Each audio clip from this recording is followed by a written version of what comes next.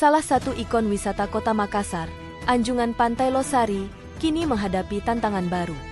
Semrawutnya pedagang kaki lima yang berjualan tanpa aturan dinilai mengganggu estetika kawasan tersebut. Menyikapi kondisi ini, Wali Kota Makassar, Munafri Arifuddin, mengambil langkah tegas dengan menginstruksikan Dinas Pariwisata, Dispar, Makassar untuk segera melakukan penataan ulang. Munafri menyoroti keberadaan pedagang yang semakin tidak terkendali, menjajakan dagangan mereka dengan cara yang dinilai kurang tertata.